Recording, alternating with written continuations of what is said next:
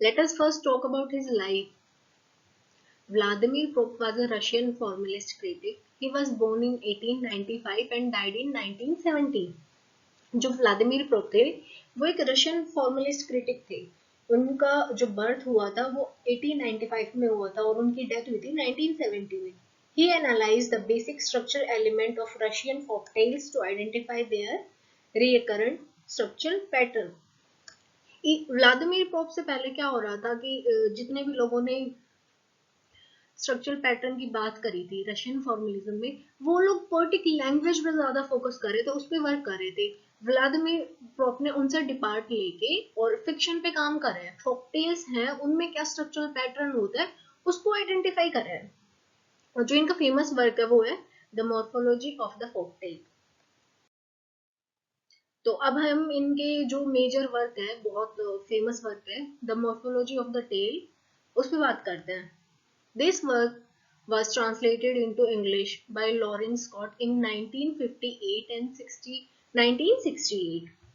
जो ये वर्क था ना, इसको ये पहली बार तो पब्लिश हुआ था रशिया में इन 1928 और जो इसको बाद में इसको रशियन लैंग्वेज में ही लिखा गया था. पहले इसको बाद में ट्रांसलेट करा गया था इंग्लिश में, ये सबसे पहले इंग्लिश में नहीं लिखा गया था.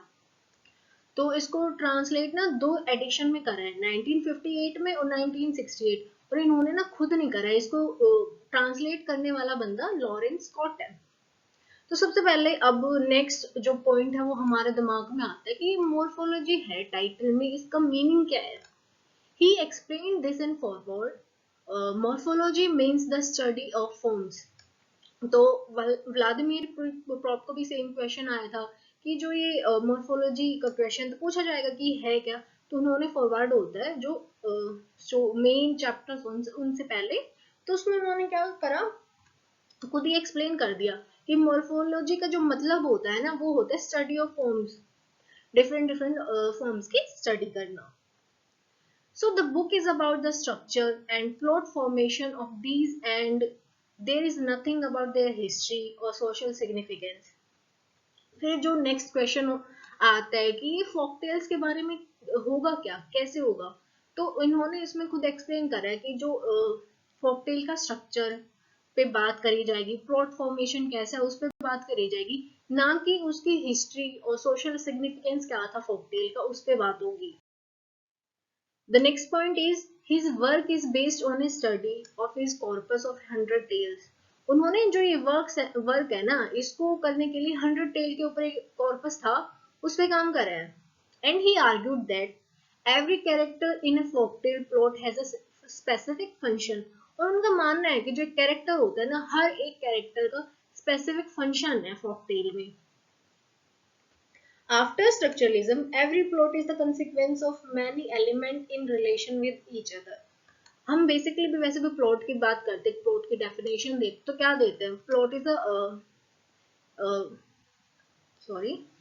Is a sequence of action in a particular manner. तो सेम चीज इन्होंने कही है कि जो एवरी प्लॉट होता है ना वो कंसिक्वेंस होता है बहुत सारे एलिमेंट का एक दूसरे के रिलेशन के अंदर. He concluded that all fairy tales can be reduced to a set of 7 characters who generate the entire plot. और जब उन्होंने फोकटेल के स्ट्रक्चर को डिस्क्राइब करा तो उन्होंने 7 कैरेक्टर और 31 फंक्शन की बात करी है. तो हम यहाँ पे पहले बात करें 7 कैरेक्टर्स की, जो उन्होंने कहा कि ये तो हर उसमें होते ही होते हैं, कि मतलब जब उन्होंने फोकटेल्स का पूरा निचोड़ निकाला तो उसमें उन्होंने 7 कैरेक्टर को डिस्क्राइब करा है. Number 1 is hero, Number 2, false hero. Number 3, villain. Number 4, donor or provider. Number 5, helper. Number 6, princess and her father. Number 7, dispatcher. ये 7 कैरेक्टर्स की बात करी गई है. पर अब आगे बात ये आती है कि उनका जो व्लादिमीर प्रोप का कहना है कि जो ये 7 कैरेक्टर है ना, ऐसा नहीं है कि ये अपना सिंपल रोल ही एक ही रोल करेंगे. ये दो जो डिस्पैचर है वो हेल्पर भी हो सकता है, ठीक है, और जो डोनर है वो भी हेल्पर हो सकता है. मतलब जो फॉल्स हीरो है वो विलन भी हो सकता है. जो ये कैरेक्टर है और इनको ना एक और टर्म दिया गया था, sphere of action. Sphere of action. Character की जगह पे बहुत जगह पे स्फीयर ऑफ एक्शन भी लिखा हुआ है, तो उसका मतलब भी कैरेक्टर ही होगा। ये आपको खुद आइडेंटिफाई कर लेना है। तो उनका कहना है कि जो एक कैरेक्टर है वो दो चीजें भी कर सकता है। ऐसा नहीं है कि एक ही चीज, हेल्पर है तो वो विलन भी हो सकता है, डोनर है वो प्रोवाइडर भी हो सकता है। तो इन्होंने इन 7 कैरेक्टर की बात करी कि हीरो होता है, फॉल्स हीरो होता है, जो पहले तो लगता है कि हाँ भाई हीरो ही है, पर बाद में पता लगता है कि नहीं नहीं ये हीरो नहीं है, इसमें ये बस बिहेव कर रहा था, फॉल्स हीरो है। विलन होता है, डोनर और प्रोवाइडर होता है, जो हेल्प करता है, चीजें प्रोवाइड करता है। जैसे बाबा होता है ना, कि उनके पास जाते हैं और वो कोई भी मैजिक स्पेल वगैरह देते हैं या कुछ उपाय बताते हैं कि ये कर लो, तो वैसे ही डोनर और प्रोवाइडर होता है। हेल्पर होता है जो हेल्प करता है, जैसे प्रिंसेस का बाप नहीं मान रहा होता है तो हीरो को उसके साथ भगाने में हेल्प कर दी। जैसे हम हीरो होता है, कोई भी हीरो होगा उसका एक हेल्पर पक्का होता है, तो वैसे ही एक हेल्पर है ये। प्रिंसेस और उसका फादर होता है। डिस्पैचर होता है जो प्रिंसेस को भगाने में हेल्प करता है। Probe also identified 31 functions to be found in every folktale. तो प्रोप ने ना 31 फंक्शन भी आइडेंटिफाई करे थे जो कि हर एक फोकटेल में होते हैं। तो हम एक एक करके उनको पढ़ते हैं। absentation, one of the family member absents himself from home, जो एक फैमिली मेंबर होता है वो घर से गायब हो जाता है। Interdiction, a prohibition is address to the hero, जो हीरो होता है उसको एक काम करने से मना करा जाता है कि भाई तुम्हें ये नहीं करना है, और पता नहीं फिर भी वो क्यों ही कर देता है, जिससे उसको दिक्कत होती है बाद में।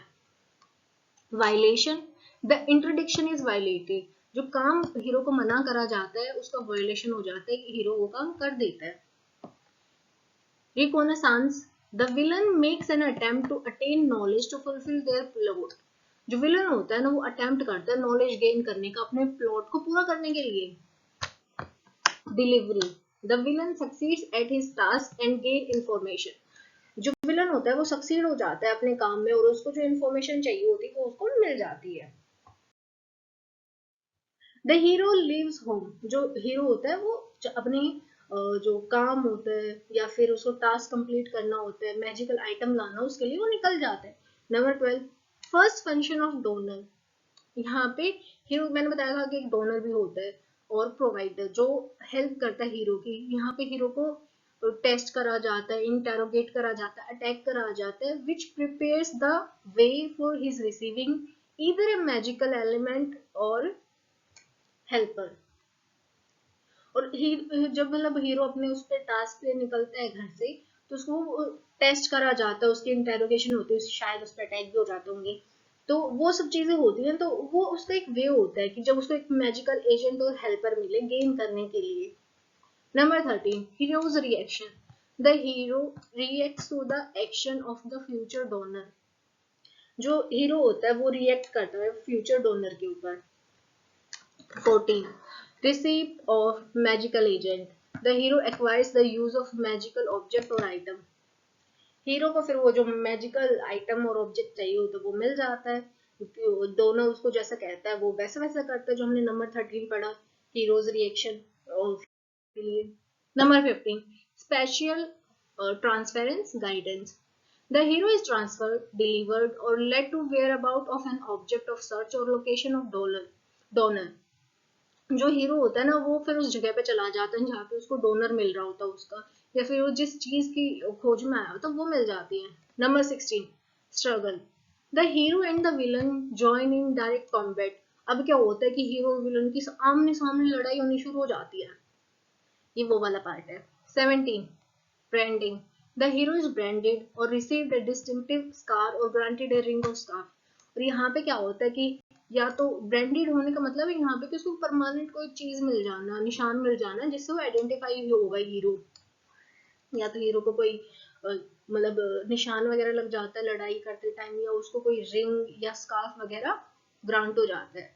Number 18, victory, the villain is defeated और किल्ड इन कॉम्बैट, और यहाँ पे क्या है कि जो हीरो है वो हार जाता है और कई बार तो वो मारा भी जाता है कॉम्बैट में। 19, लिक्विडेशन, द इनिशियल मिसफॉर्चून और lack is restored or resolved, spells are broken, जो पहले जो हार्म हुई होती है वो रिकवर हो जाती है।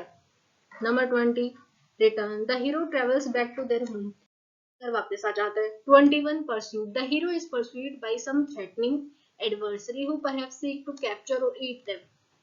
अब क्या होता है कि हीरो की तरह एक और थ्रेट आता है जो उसे कैप्चर करना चाहते हैं, खाना चाहते हैं। Number 22 rescue, the hero is saved from a chase, the heroes life may be saved by someone. और यहाँ पे जो हीरो की लाइफ है ना, वो उस चीज से बच जाता है जो पहले थ्रेट होता है उसको, और हीरो की लाइफ शायद यहाँ पे कोई और बचाता है, समटाइम्स ऐसा हो जाता है। 23 unrecognized arrival, hero arrives whether in a location along their journey or in their destination or is unrecognized। और जब हीरो एक जगह पे पर्टिकुलर जगह पे पहुंचता है, अपने घर जा रहा होता है शायद, तो वहां पे उसको कोई पहचानता नहीं है। डेस्टिनेशन पे घर या डेस्टिनेशन हो सकती है, वहां उस पे कोई उसको पहचानता नहीं है, एकदम अनरिकॉग्नाइज्ड होता है। 24 unfounded claim, a false hero present unfounded claims and performs some other form of deceit। यहाँ पे false hero होता है, वो अलग ही claim कर रहा होता है चीजें, शायद जो वो भी ट्रिकरी वगैरह करने के परफॉर्म करते हैं।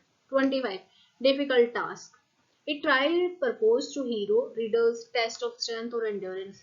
यहाँ पे जो हीरो देना होता है again. 26 solution, the hero accomplishes a difficult task, और वो करने में हीरो कंप्लीट होता है, सक्सेसफुल होता है, अकम्प्लिशेस होता है। 27 recognition, the hero is recognized usually by means of their prior branding. यहाँ पे फिर अब हीरो को सब पहचान लेते हैं, जैसे वो स्टार्टिंग में एक ब्रांडिंग मिली होती है ना, कोई स्कार वगैरह, कोई रिंग स्कार्फ, वो सब। 28 exposure, the false hero villain is expose, और यहाँ पे जो फॉल्स हीरो विलन होता है ना, वो एक्सपोज हो जाता है कि ये हीरो है और ये फॉल्स हीरो है। 29 transfiguration, the hero gains a new appearance, और यहाँ पे जो हीरो है वो नई अपीयरेंस गेन कर लेता है। 30 punishment, the villain is punished and suffers consequences of their action. यहाँ पे विलन है, उसको पनिशमेंट मिलती है, और जो उसने गलत करा होता है उसको भुगतनी पड़ती हैं चीजें। 31 wedding, the hero is married and is rewarded और प्रमोटेड बाय द फैमिली और community, typically ascending to a throne. तो ये यहाँ पे कंप्लीट हो जाते हैं 31। नो फिर आगे ना इन 31 फंक्शन की जब आपने हम बात कर रहे थे, तो आपने सोचा होगा साथ साथ में कि अरे उस वाली मूवी में ना ये चीज थी पर्टिकुलर, अरे उस वाली मूवी में ये चीज थी, पर आपने एक चीज और नोट करी हुई कि सब में ना सारी चीजें नहीं थी, और सेम चीज ना व्लादिमीर प्रोप ने कही है, no single tale has all 31 function and each one has a selection of them but function occur in same order. तो व्लादिमीर प्रोप भी कह रहे कि जो 31 के 31 फंक्शन है ना, वो एक सिंगल टेल में नहीं होंगे, इनका कुछ सिलेक्शन होगा।